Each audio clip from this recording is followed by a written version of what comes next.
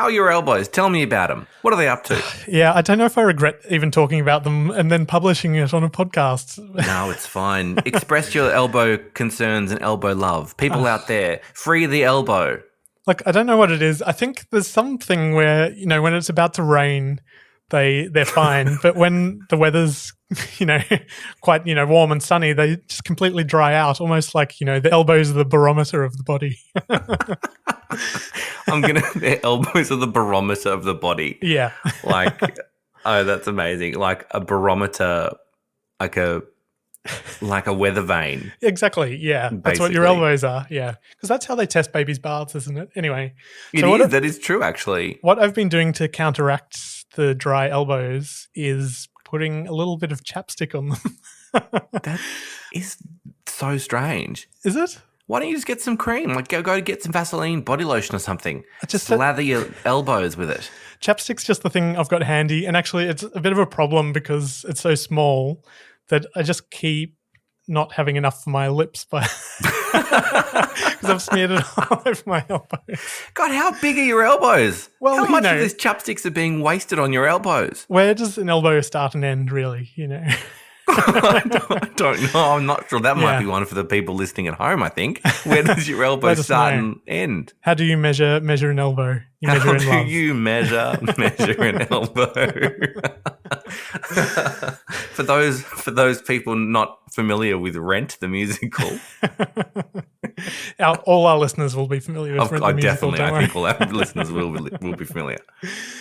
Well, should we get on with this episode? Get on with the episode. Can you feel it? Yeah. Alexia. Oh, yeah.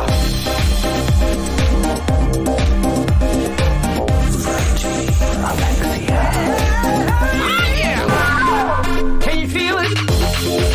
Frankie. Can you feel it? Can you feel it? Frankie. Can't keep a good woman down. Alexia. Hey. That is never going to get tired, that theme song. It's a classic. It's an instant classic. Oh, well, thank you. I mean, you say that. We're already, how many episodes in? This is probably number 4 now, I think. Yep. And by the time we get to the end of Popstars, how many episodes? I think we've got 14 episodes of Series 1. Yeah, 14 or 15 or something, yeah. Yeah, and then we're probably going to go straight to Series 2 after So what are you going to get rid of this theme song and make another one that's more appropriate for the next series? No, I just think that maybe we're going to be sick of it.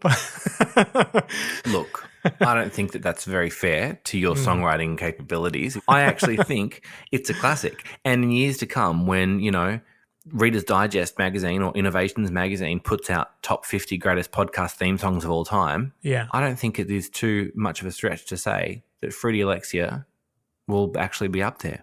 Oh, good. Well, that's very kind of you. Yeah. Thank you. Yeah. And You're once welcome. we've done Series 2 of Popstars, do you have any ideas for what we want to do after that? I was thinking about this. There was a really great, really bad Australian reality show. It was an early dating one. It was called Temptation Island. Right. That was a really good. That's gone on to be like a bigger brand, hasn't it? Is it still going now? No, I think it's sort of been. It's probably been changed up into different formats and stuff. Yeah. I also loved the first series of The Mole because it was filmed in Tasmania. The Mole. The Mole. Was it filmed in Molesworth? Is that why they called it The Mole? I thought it was filmed in. Wasn't it filmed in Richmond? Wasn't there a bit of it in Richmond where they went through the maze at the very end? Oh, probably. I think they were, using all of Tasmania's Everything delights was to available. show on screen. Yeah. So I think that'd be good. And also, there's so many really great, even if they're not Australian, there was this really great, now very problematic, reality show many years ago in America. It was like a dating show, and it was featured a girl whose name was Tila Tequila. Tila Tequila. Yeah, and she was bisexual, and it was very problematic now, in hindsight. Yeah. In terms of how they basically objectified and pitted people against each other, and boys versus girls and girls versus boys, and it was I think it was called In Love with Tila Tequila or something like that. It was really, really good. She was fabulous. There was that awful one as well. What was that called? There's something about Miriam. I think we don't touch that one with a There's something 50-foot about barge Miriam. That's pole. right. Yeah. Isn't that dreadful? We should look at that and we should examine. Yeah, I don't know if it needs does it need the airtime? I don't know about that one. It doesn't need the airtime, but maybe we need to shame some people. Yeah, okay. You know, I love nothing more than to shame people. It's true. If I can shame somebody or call them out, I will so do it. Yeah. This is what I live with everybody listening at home, just so you know. He's not kidding. Well, it was quite a good episode of Popstars this week, did you think? Yeah, I agree. I actually really like this episode. It's funny because we're almost to the point now where I think they're about to reveal who the band is, and we're only sort of 4 episodes in. It feels so weird. It is quite strange to think that there were so few episodes in this audition period because it my memory of the whole time was that actually this part went on for so long, but actually 4 episodes and they're going to announce them next episode, pick them next episode or whatever. It's crazy how quickly it's gone. It's quite exciting, and I just can't think what they're going to do for the next few episodes. But, that's why everyone's come along to listen, right? So I shouldn't talk about it. Exactly. Well, on that note, let's get into it. Okay, so this week opens with some problems with Cherry Weston Pierce, one of our favourite contestants, of course. Nerves are getting the better of her as pressure mounts in the competition. The judges can't agree on what to do with her. Meanwhile, the remaining 17 contestants are singing Empty Room on repeat to the point of distraction. I never want to hear that song ever again. The auditions continue and we see the stress of the judges affecting the mood in the room. Sure. They let a few contestants know they're out of the competition in some really awkward exchanges in what looks like a corridor or a stairwell or something like that. And then it's the final audition day. We're still in the big hall, the town hall in Newtown. The contestants get split into 3 groups of 5. They go off to wardrobe and get dolled up for the final performance / final audition, I suppose. And the performance happens to a massive crowd of 17 people in a humongous empty room / town hall. And the judges panic about having to make a decision. In the end, they whittle it down to 10 contestants, and they, instead of announcing it there and then, they decide to send everyone home while they deliberate on who will become the first winners of Popstars Australia. So That was a pretty good recap. Oh, thanks. It made me think of a whole bunch of things I wanted to mention as well. So good recap. Okay, good. That's good. All right. Well, let's get into it then. I thought, because the episode sort of starts with Cherry Weston Pierce, who's clearly just having a bit of a nervous moment to herself out in the corridor while everyone else is still working. Well, she's really young, and I think they said in the episode before it's her first time away from home, and it could be really scary when you're in a big city and you're away from everybody you know. Yeah, and you're on TV and you're being judged constantly. Yeah, that's right, and then the nature of what you're doing as well. So I think it's a multi-layered experience for Cherry. Yeah, and it doesn't really focus on what's wrong with her too much, but it's more about how the judges are dealing with her having to leave the room. And it seems like Jackie O's gone to console her a little bit and find out what the problem is. Yeah, I have to say, watching Jackie O do it, I just thought, God, that poor woman, she herself was a young woman, and, she's sort of sent there because I guess she's the woman. So she's sent to kind of console Cherry. Michael and Chris just sort of stand there and kind of, Jackie comes up to kind of talk about, what's going on with Cherry. And after they've had their little chat, Michael and Chris just sort of send Jackie back as if they can't go and do it. But off you go, lady, you go. And she kind of comes down the stairs, and I notice this is Jackie O, when she's coming back to talk to the other guys about Cherry, she kind of looks at the camera, or maybe the people behind the camera, like the director or the producer or whatever, almost in a way of does this need to be on camera kind of thing. I felt it was kind of this uncomfortable moment. Well, not uncomfortable, but now in hindsight, uncomfortable moment where should this even be on camera? Because in the end, when we don't really find out what Cherry's issue was, maybe that's why. Because Jackie didn't really want to talk about it. Yeah, fair enough. I guess. Yeah, that all makes sense. But to the other 2 judges, they both seem quite angry about it. They seem so furious. They're so angry. Yeah. I think Michael Napthali is worried about time, and Chris Morris is just having a hissy fit, really. He's there going, it's been 20 whole minutes. It's not fair on the other girls, and it actually makes Michael Napthali look slightly more compassionate and sympathetic. It does. Yeah, Michael Napthali kind of comes out of the slightly more measured person, out of that duo this episode in that moment. And I think it's partly because at this point when they're about to sign the final 5, I guess it's over to the recording company, over to Warner. And so Chris Moss is like, time is money. And that's kind of like a first glimpse, I think, of what the ultimate chosen girls have to go through. It's that time is money thing. And you can, we know now how punishing the schedule was for the actual members of the band and what they had to go through after they won the competition and filmed the rest of the show and went on to embark on their tour and everything. So it's kind of a bit of a sign of the times there. And, poor Cherry, she definitely wouldn't have coped if this is how she's coping with, the auditions. But then again, as I say, she was like a young girl. And it's funny, though, because it's funny that they don't just go, well, she's out, because clearly they wanted her to come back. So I reckon she was up there as one of the hot contenders, Do you think so? See, I was thinking about this too. Like, they don't just chuck her. They let her come to them to speak to her, to speak to them about, whether or not she wants to go. And I think Jackie O says something to her like, so are you going to go? Like as if it's already been a conversation that's been had off camera. Right, yeah. That was an option pitched to her or pitched to them by her. And so I was thinking, was it because they really loved her as one of the ultimate members of the group, or was it that they just really wanted to string it along from a television production point of view? Because, she doesn't make it to that final cut of people because, as the narrator says, she disqualifies herself. Or whatever he says. Yeah. So I was thinking, if she doesn't make those final sort of group songs where they all sing "Empty Room," maybe it just is, it was a moment in time that they've just fleshed out with all the editing. Yeah, and that's what it kind of felt like to me. To be honest, they've spent so much time talking about her storyline, and she decides to leave on her own terms. And I feel like after she's gone, they don't. Well, they don't really there goes their only interesting B story. That's right. This was totally the only thing that had a story arc to it, and now she's fucking off home. Yeah. It was really strange. Yeah, poor Cherry. But if Cherry, you're out there and you're listening, we'd actually love to have you on to interview you, so get in touch. We would love to, and we would also love to know if, like, at the end of your time on camera, you say that you're going to go home and get everything pierced, this, that, and everything pierced. Oh, that's right. We want to know what you got pierced. Yeah. So drop us a DM, Cherry, if you're listening.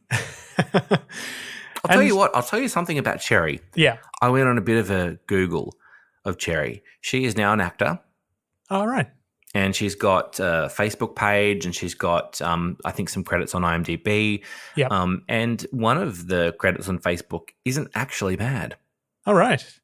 Like a Water Rats or something? No, that's probably too early. No, I think it's like a little indie movie or like a little short, or maybe used as like an audition piece. But yeah, she's actually not bad. It's not a bad piece. All right. I'm not saying Australia? Kate Blanchett level, right, but I'm just saying it's not bad. Yeah, but it's not like she's run off to Hollywood. It's like an Australian sort of... Yeah, it's like a little Aussie thing. Oh, cool. Oh, that's good to hear that she's still, out and about. And, could you see any piercings in the clip? Do you know, I was just thinking you're going to ask me that. I don't think so. Maybe it's a repeated pattern. Every time she turns up for a job, they just go, look, we really like what you did. Do you mind just taking all the piercings? Get it out. Yeah, and then as soon as she goes home, she has to, make sure that there are no magnets around while she gets redressed. Yeah. Yeah. And then actually, aside from the little spat at the beginning, there wasn't a whole bunch of judge stuff in this episode. It was sort of more about the contestants. But I did spot, like, quite near the beginning, there's this little shot where they're all watching. All the judges are sitting on the stage in the town hall watching everyone, and Anna Kyprios kind of goes to the others. Katie Underwood, she's someone who's never had a dance lesson in her life, and she's absolutely nailing everything, So, well, it's true. Yeah. You know what it is? Katie and a couple of them, Belinda and Tiffany especially, these, the three of the girls who get in the band in the end, you can actually really, really see that they are, like, finishing their moves. Yeah. I think that's the big thing with, like, pop dancing and girl group dancing and boy band dancing. Even in a little bit later when you see them all go into their separate groups and sing Empty Room, Sophie of her group is the only one that sort of finishes her moves.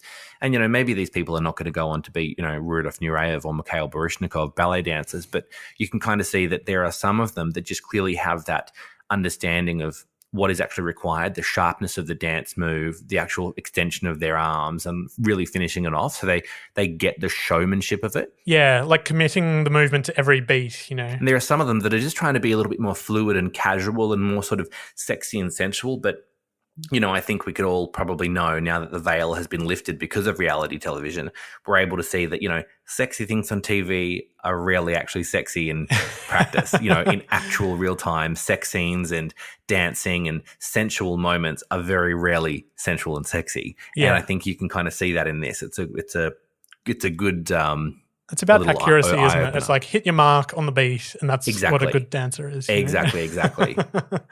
And there's, you know, this weird, I suppose we do see the judges a bit as they're letting, I think they let about 5, they must let 8 people go in this episode, I think, but it's all done like standing in this little corridor. And you do kind of see, I think you spot, there must be 2 camera operators because you see like a couple of different angles, I think. Well, so I was thinking about this. Like it is weird. I couldn't quite figure it out. Like they started the day with 17 girls, right? Yeah, or 18 including Cherry, I think. 18. And then they take it down to 13 at the end of the episode, but they only chuck out 3 girls and they have 3 groups of 5. So if they had 18 and they chucked out 3 girls, you see them knock back 2 girls plus Cherry Carls herself. That takes them down to 15. Then they have 3 groups of 5 sing. Yeah, but then they chuck another 5, don't they, at the end? They must. I forgot that bit. Well, maybe they do, but then I'm not sure if it's just like the narrator and how it's kind of paced. Maybe I misunderstood it, but I feel like the numbers were off throughout the episode until the very end when, of course, there's 10. Yeah, and they do that big sort of montage of like the 10 of them. And then we're down to the final 10 and they say everyone's names and have like this the most awful, god-awful still that they've pulled from the VHS tape of everybody. Like, I mean, if I was Sophie Monk, I wouldn't want to speak about Popstars ever again just because of the still they used in that scene. Yeah. Is she blinking? Or no, her mouth is kind of like half open, like... Rah. Yeah. I mean, none of them are very flattering stills. No. And one of them's randomly, she's at the beach or something. It's so weird. Anyway, it was, very low production values in this Very episode. low production values. And also the other thing too, by the end of the episode, I know we've sort of jumped to the end now and we'll go back to where we were, but at that final scene where there's the 10 of them, where they say who they've picked, we've not even heard of 3 of them, 2 or 3 of them. Like not even a whiff of them. Yeah, one of them. It's quite strange. I had to stare at her, but I think is one of them the one who was giving Katie Underwood the headlock at the airport in the last episode. It's not Louise. Someone? Oh yes, sorry, yes it is. Yes, in the end of it, yes. Yeah, Louise Messenger or something. Yeah, something like that. And then there's one of them's like Lee Shorten, who Lee Shorten. She goes on to do Pop-Tarts. Yeah, she's one of the Pop-Tarts, isn't she? Yeah, but you don't meet them really properly during they talk about another one called Jodie Joy Smith, and you never even hear of her. Yeah. And of course you get, the girls we know, Chantel, Sophie, Katie, Belinda, and Sally. Whoever the other one is, yeah. And then you get Tiffany, of course. I mean, no disrespect to Chantel. I don't know how they didn't pick Tiffany from the beginning. That's true. We should talk about this next episode, actually. Yeah, you know what? I have in my head that maybe they talk about it in the next episode. Oh, do they? Yeah, like talking about the mix rather than the individuals. I think. Okay. Yeah. Well, actually, to that, okay, so then maybe I'll be validated with my why didn't they just pick Tiffany from the outset sort of situation. But, to that point, as we've already talked about and we've already identified that they're really just retrofitting a girl band here. They have the songs, Empty Room is, goes on to be the B-side on the single for Poison. Mm-hmm. So they already they have all the songs in the can. They're just trying to retrofit all the voices, all the personalities. They're really looking specifically for those different identities to kind of emulate the Spice Girls, because that was part of the success of the Spice Girls, was that everybody could relate to one of them. And you'd like all of them, or you'd have one that you really related to, and that was something they really wanted to emulate here with these girls. They weren't looking for the TLC, En Vogue, those, or Destiny's Child, which was out at the same time. All these girl bands, everyone dressed the same. Yeah, they were all in the same look. Whereas You want Spice Girls. You want the and Bardo, Ninja that were Turtles dressed sort of them vibe, don't separately. you? Leonardo's the leader of the pack. Donatello Exactly. does machines. Raphael's, what did Raphael do? He's cool but rude or something. Eats And then pizza, Michelangelo was the party dude. So you need Exactly. Yeah. Exactly. Yeah. And I think that's pretty much, you can see that. And so by the end, when they've got those 10 people, it's the 10 choices for the finals. I don't know if Cherry would have fitted into that. Because Yeah. whose voice would, because it's not just about look, it's also about voice. Like, whose voice was she going to replace? It's true. Do we hear much of her singing? I can't quite remember now. We hear her in maybe the first episode. We heard her sing. Oh, yeah. God, it feels like so long ago since episode 1 of Fruity Alexia. Because we saw her sing and we saw her tongue piercing, remember? That's right, yeah. As she sings. Oh, yeah, and she's lisping. That's right. Mm-hmm. Yeah, so they do lose a few of the clingers on that don't quite make it to the final 10. And I think one of my favorites, she sort of, and, I'm not the most, what's it called, articulate person, as proven by this sentence that I'm trying to say now. Good job. But she's being interviewed in the street outside the, back exit. With a cigarette and a lighter in her hand. Exactly. And she's just been eliminated, and she says, I just seem to have an aura of being too original, and that makes me detached from the group. And it's very, very strange when you hear her out the back of this town hall. She's obviously out there having a bit of a fag. Yeah. The only camera operator, or one of the only 2 camera operators, has gone out there with her, presumably for their own fag break, because, why else are they out there? They've got so much stuff to film. And it's later in the evening because it's nighttime when she's out there smoking.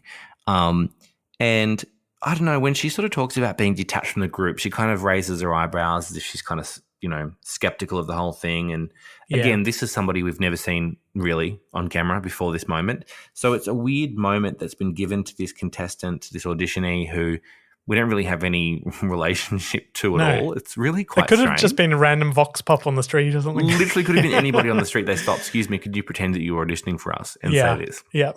It was so strange. I know. The one that I loved, the girl that I loved who they actually got rid of, a really fabulous girl. Her name was Natalie, I think it was Natalie Richards or something. She was a Queensland girl and an opera singer. She was opera trained or something. Oh, yeah, she was fun, wasn't she? Yeah. She was really fun. She was really beautiful, and I thought she was really great. And I think actually she's gone on to be a singing teacher herself now. And or maybe I might be wrong, but she, I think she has, and she's actually got some really great videos, maybe on her Facebook or her YouTube. I went to have a bit of a stalk of her.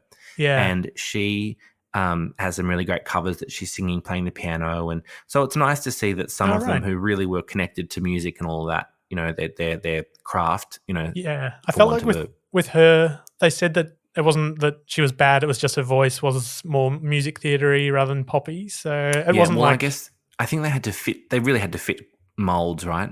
Yeah, exactly. Yeah. So I kind of get that, wasn't quite right for her, but it wasn't personal. It wasn't that she wasn't any good. It was just that, it wasn't that some of them weren't any good. It was just that they weren't right for what the role was they were casting, really. Yeah, and she takes it very graciously, I think. Yeah, off she goes. Not like our friend in the alleyway. Now, so they're sort of down to the final 15, and this is where they split them into little groups. And actually, none of the 5 groups are what ends up being the 5 winners. So I wonder if they were thinking other things. I did think that was interesting. None of them end up being the 5 that ultimately get the gig, but I wonder if they had already, sort of tagged each of the girls with kind of a character or That's what I thought too, a role, and they've gone, okay, well, let's say role 1, role 2, role 3, role 4, role 5, or personality A, personality B, personality C, whatever. Baby, Ginger, Posh, Sleepy, and Doc. Yeah, that's exactly right. Baby, Ginger, Posh, Sporty, Scary, and they've kind of gone, okay, well, here are the 15 girls. This is how they each drop into that kind of mold. And, you can see that Belinda and Tiffany get put into a group together, and they stand next to each other, and they're fantastic. But obviously, we know Tiffany doesn't get chosen straight up. Chantel and Sophie are put next to each other, and we know that obviously what happens there. And Sally and Katie are together. Not next to each other, but they're one person apart, I think. I mean, well remembered. Yeah, I think I say that now without actually checking. But yeah, so it is interesting. So they are in groups kind of with people. Maybe there's some kind of mix of chemistry there that maybe the judges can kind of see.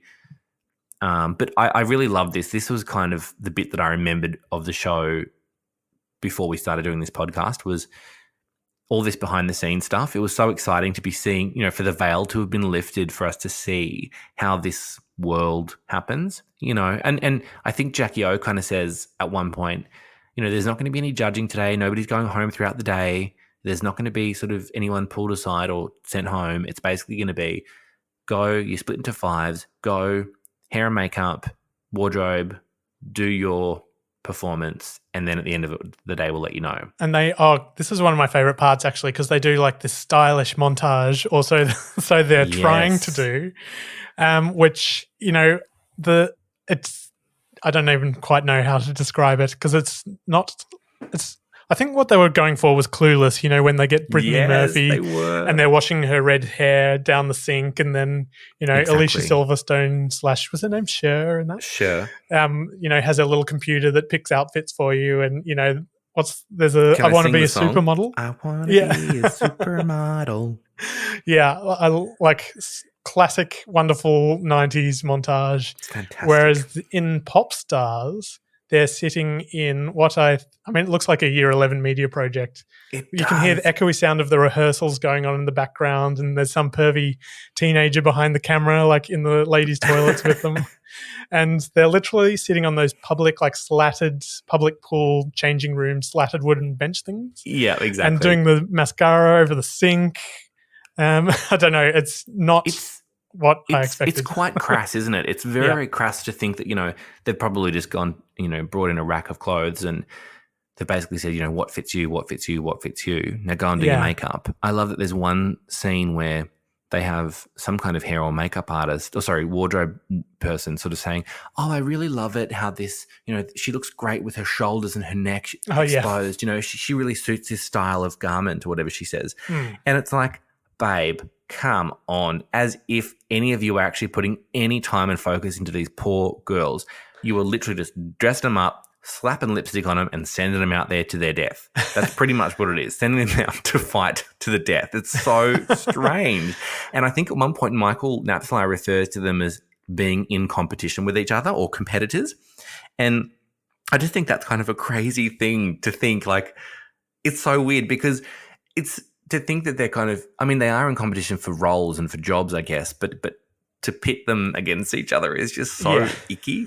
And later on, just on this point, having seen that little glimpse of the hair and makeup moment, the montage, later on there is one of the girls who gets ousted. She actually goes back into the sort of the holding area, and one of the girls goes, "Oh, well, at least you won't have to cut your hair now." Oh, yeah, that's right. And I was thinking, I wonder if more has happened that actually wasn't shot or that wasn't aired, because obviously they've had conversations with some of these girls like, well, sorry, you're going to have your hair cut. Yeah. Going to have all your teeth knocked out and put in some dentures so you can't be in the band. And that made me start thinking the 3 groups of 5, were they actually the 3 groups that they were hoping would ultimately be the ones that worked? And that's why it's so hard to decide who they ultimately pick. Did they actually do 3 ready-made groups kind of going, all right, well, we know one of them's going to stand out, and then none of them did, just individuals did, so they had to henpeck and pull them out and make a group of 5? Yeah. Because otherwise, why would they have talked about whose hair needs to be cut and who looks great with their long neck and shoulders exposed in this type of garment? Why would they have talked about all that stuff? Yeah. It would make no sense if they were just 5 randoms in that group, 5 randoms in that group, and 5 randoms in that group. This is why we need to get Cherry Weston Pierce on to give us she was gone by this point, so she's not going to be any help. She would have known. We need to get somebody else, one of the people that were on it by this point. Yeah. But the other thing, here is something that I know you won't have known. Yeah. And anybody that's watched the chances are pretty high, yeah. Anybody that's watched it that is listening may not have noticed it either, but I am here, fear not, to enlighten you. This is why we get you on. Right. So, otherwise it's just me, talking about my elbows. Yeah. Talking about nothing really. But so through that whole time of the montage, the makeup and wardrobe montage where, the girls are getting dressed and the cameras in there. Again, weird with this behind the scenes teenage girls getting dressed, cameras in bathrooms thing. It's so strange. And one of the girls is like, "No, get away from me." It's so weird. But anyway, one of the things I noticed playing over the top of this montage is actually a song called Other Side of Love, which ultimately goes on to be on the debut Bardo album. There you go. And so it's how did you spot it? because I know the song from the debut album. Right. So it's obviously like the sample version of the track, unless it is the final recorded version of the girls played back over it because it was edited, much later maybe. I don't know if this was edited much later. I think it was edited in camera. You reckon it was edited on the fly? Yeah, it probably was. When the guy started hitting record is what you saw, and when he stopped hitting, that was where the cut was. His version of editing was play pause. Yeah. Yep. I think so I think that was kind of interesting to see that. So they obviously already had all the songs, I think there were 12 songs in the debut album. They obviously already had the songs, and it was about who's going to sing this part of that song, that part of that song, and that part of that song. Right. So it just kind of reinforces really, they were never looking for 5 individuals. They were never looking for 5 talents. They were never looking for 5, trained singers. They were looking for 5 personalities who had the X factor, and hopefully they could sing, hopefully they could dance, and hopefully they had the right look and aesthetic and could kind of, be a part of this group and gel with everybody. And so, just to know now, looking back on it, you kind of think, oh, even this early on, they already had all the songs ready to go. Yeah, yeah. They had everything ready to go. So at this point, it really is, watching it back, it really is out of the girls' hands. Yeah, and this comes back to the Katie Underwood problem, which is why they keep saying, she's an unexpected whatever, because she doesn't fit the mold. Great dancer, unexpected this, unexpected that. She improves every time. It comes back to that thing of, oh, well, she's clearly so talented. But it's just hard to hide how good she is. To fit her into a mold. Yeah. That's exactly my observation too. It's quite uncomfortable actually to watch. Yeah. Now in hindsight. Yeah, and speaking of the songs, like Empty Room, we hear over and over and over again. And they get to the final auditions, which is basically supposed to be this performance, which they're doing in the town hall to basically the other contestants. And it feels really big and empty.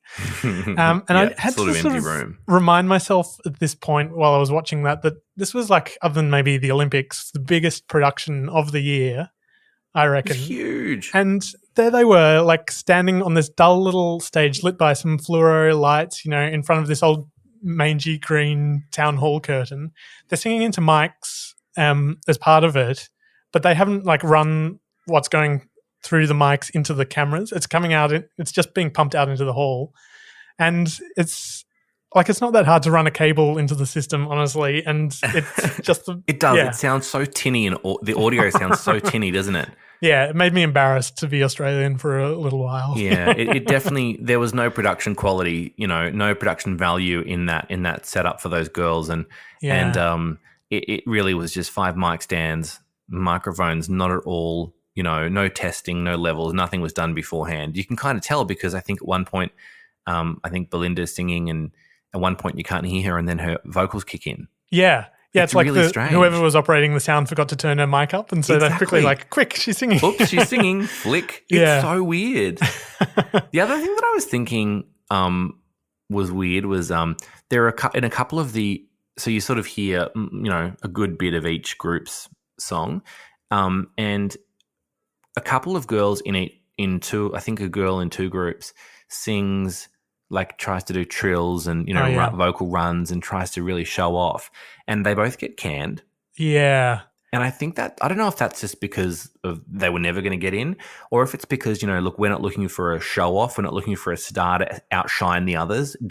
This is not about you. It's about a collective group. Yeah, gotcha. I read into it now. One of them's definitely quite off key. I think that might have been part of the problem.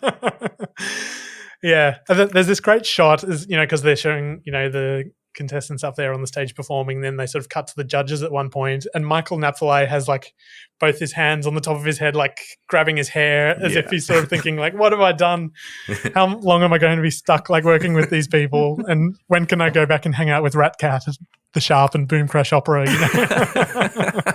That's exactly what it is. He's sort of his hands are literally clasped on top of his head, and he's shaking his head what the fuck have I gotten myself into? That's exactly what his look on his face Yeah. is. It's really, really interesting Yeah. to sort of be watching. He's got his career in politics already planned out of his, he started in that moment planning his career in the His exit Liberal strategy. National Party or wherever he is. Yeah.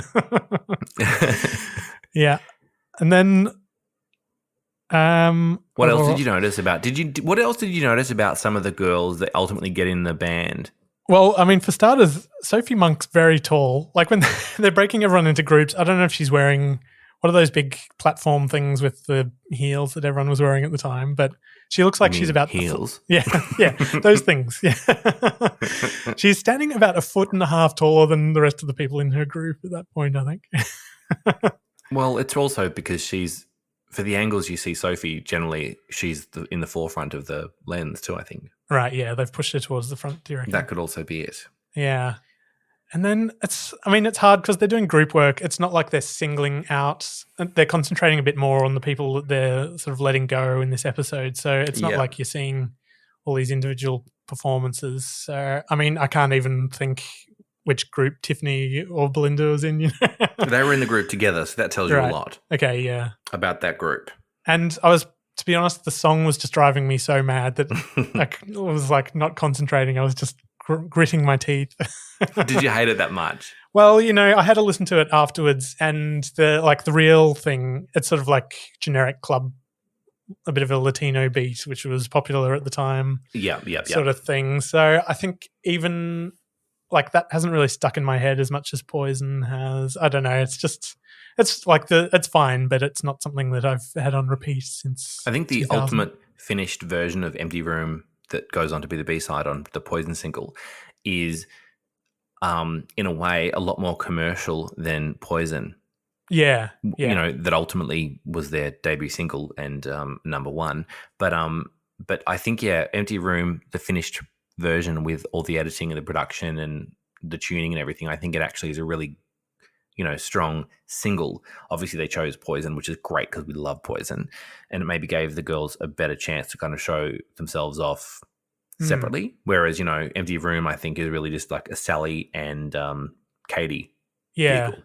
And it's just quite generic house music that I think the market was just flooded with it at that time. So it would have been really hard to get that kind of thing to stick out at that point. I think so too. Yeah, Poison's a bit like it's a bit funky and edgy. It's a bit grimier. And yeah. I think at the Empty Room, when Katie's singing in the final production of it, it actually sounds not dissimilar to kind of the stuff that Katie Underwood did herself later on. Right, yeah. And I was like, I can kind of see that for her in the future. Yeah, I mean, I'd struggle to think of what Katie Underwood did afterwards, other than was it Inigo Montoya? What is it? Disco Montego. That's it. Yeah. She featured as a vocalist on 2 Disco Montego tracks. She also had her own single, Danger, which was fantastic, and I think you would actually appreciate it. I also have it on CD single. I might have been one of the only people that bought it. And she also featured on a track with Mr. Timothy, the DJ, called Be Together. And it was so good. It was it was such a good club song. They used to play it all the time at the Prince nightclub in Melbourne. I don't even know if Prince is still there anymore, but it was such a vibe back in the day. And I think it was Mr. Timothy, the DJ. But it was fabulous. And I can't believe you don't know any of those Katie Underwood songs. I was just thinking she could have almost, if she, sliding doors moment, she could have gone on to be the next Sia or something like that. Because it sounds like a very similar trajectory. Yeah, I look 100%. Yeah. I think so too. She definitely could have. But I don't quite know. Yeah, I don't know if I don't really. Maybe we need to get Katie Underwood on to speak to her about it. We do, don't we?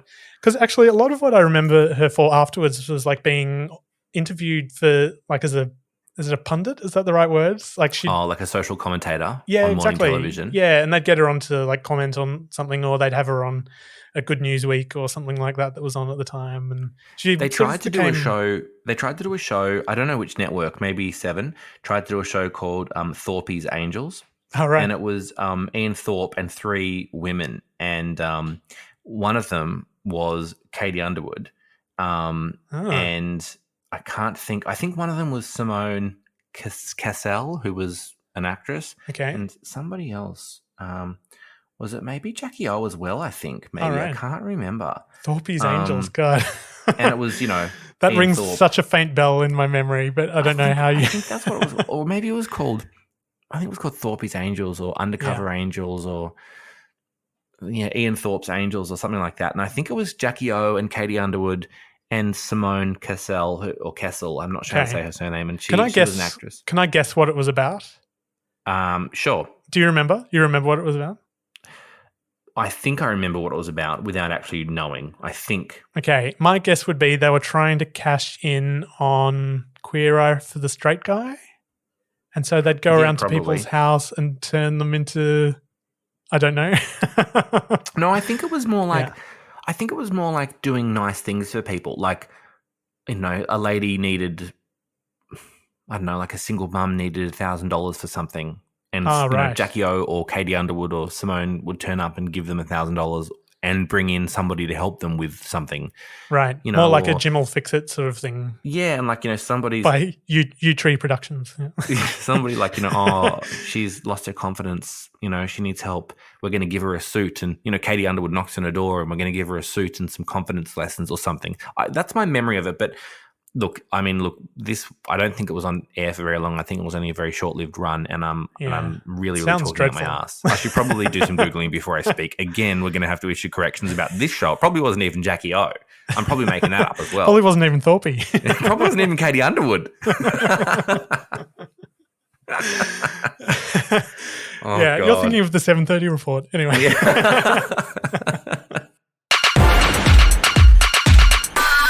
It was funny watching this now. It really occurred to me how young everyone was. Like, Cherry looks really, really tiny. And then at the end, when Chris Moss is giving a pep talk to everybody, there's this close-up of Tiffany. Yes. And she looks so baby-faced. She does. What I was thinking, like, I'm not saying like, everyone's so young, but it was more that I was even younger. And I looked up to these people as like these gods because they were on television, You're absolutely right. Funny how the perspective sort of flips around. You're absolutely right. Like, I was thinking the same thing when at the very end, Chris Moss, you kind of see this moment of Chris Moss sitting in a meeting room with all the girls in the final 10, and they're all reading over what I presume is some kind of production deal or some kind of record label deal or some kind of... He's trying to talk them into a dodgy contract. Basically.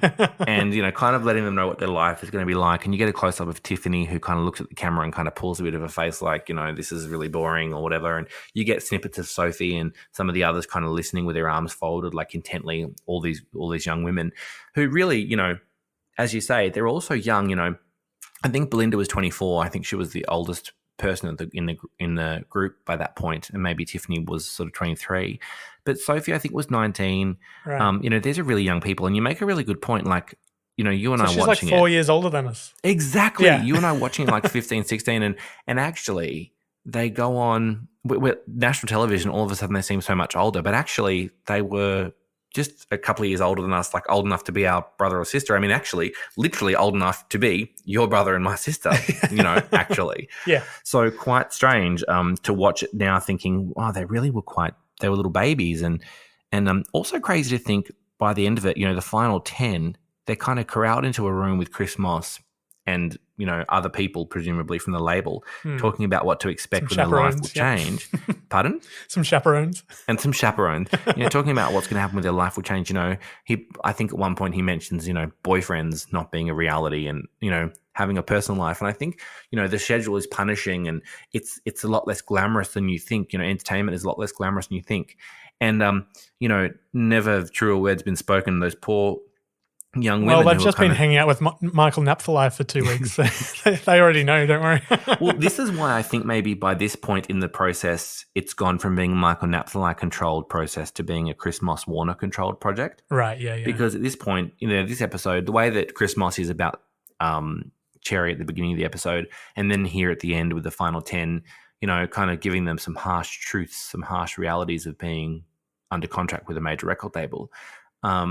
It is kind of interesting to hear it because it really feels a little bit ominous when you hear it now. You think, oh gosh, these poor young women are going to be sort of sent out to the firing line. Really, they're going to sort of be the troops on the ground, and it's quite scary, really. Yeah, And they already get sent out as well, like randomly. They all go down to Bondi or Coogee or something, and they're forced to play like beach volleyball in their bikinis. Oh, yeah, that was so weird. I was wondering if that was added then, or if it was added, like if it was already filmed before that whole thing was done, because as if they would have been handed their record label contracts and said, "Oh, well, guys, we're going to keep you and go and play volleyball." As if it looks like they were doing like just a media shoot that was randomly happening the next day, and it's a new idea or something. Yeah, exactly. They ran out of things to cut into the show, so I think so too. I think that's exactly what it was. It was so staged, and it's so weird to see them like.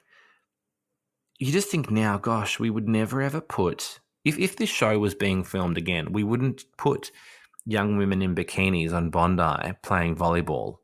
Not for a music contest. Not for a music contest. Like there are shows still going that are like all about that, aren't there? Like, isn't that what? Certainly are. But we wouldn't do it for a music contest, and I think that's so strange to think like. And then that was the photo that went. I remember it being in the newspaper. I remember the photo being, in New Idea and different magazines and stuff. And I remember thinking, this is actually really quite strange. Yeah, like they're in their bikinis. Yeah. For no apparent reason. I mean, Sophie and Katie, I think, are wearing sarongs. They have the right idea. Good girls. They're not letting people take advantage of them, the New Idea camera crew that are sitting behind the actual production crew.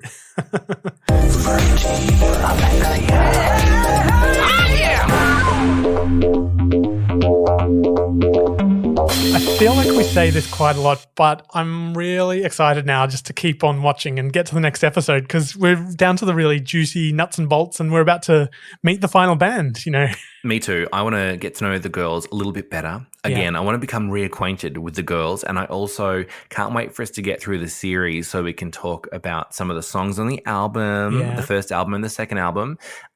So I'm really excited about that. I just kind of can't wait. So we're going to have to, smash through some of these so that I can have my Bardo fill. Well, I'm definitely up for it. Yeah, me too. And in the meantime, people listening at home or wherever you are, we have an Instagram. So send us a DM, flop us a like. Alex, flop us putting a like. In stupid words into the teleprompter, flop us a like. That's still in there from last time, you may recall. You can also, if you just love what we're doing, which of course you should be, and if you've made it this far into the episode, I question you if you're hating it. Anyway, follow the link in the description of our podcast, of this very episode you're listening to our Acast support page, where you can send us a little bit of cash by means of a way of saying thank you. And don't forget that our shows are published every Friday with minisodes on Tuesday. We still haven't figured out what to call our minisodes, so we are open to your suggestions. Please write in. And they're just a little early in the week snippet to kind of wet your whistle before the big kahuna is dropped on Friday. It's just like a little 15-minute, because I know you'll be missing hearing from us if it's only every Friday. So there's just a little tidbit, nothing to do really with the main Popstars project. But yeah, I have fun doing them. and I have fun being a victim of whatever it is that you're putting me through in that minisode. And, as they say in this very episode, next week, all will be revealed. Who are the five pop stars. I wish I had a low voice. I'd really love, because it's money for old rope if you can get, a gig doing some voiceovers. But I've just got this high, like, children's voice. Voiceovers, for those of you listening, voiceovers is great money. And actually, you know what? My voice isn't that deep, but for doing voiceovers, you really drop your voice right down really, really, really deep, right in your boots. You come close to the mic. And, next week we find out who will be the 5 pop stars, and it's right down here. Actually, I sound like a local newsreader, so that... You've got the low growly register that I don't have, Yeah, I do. If anybody in the market for a low growly register, maybe I should put that on my resume. Low growly, yeah. Well, you should change your name. What, to low growly? Yeah. Maybe that could be my drag name. Low growly, I love it. Low growly. Okay, well, until next time, low growly. Until next time, all right, have a good week. Bye. Bye. Can you feel it? Can you feel it? Can you feel it?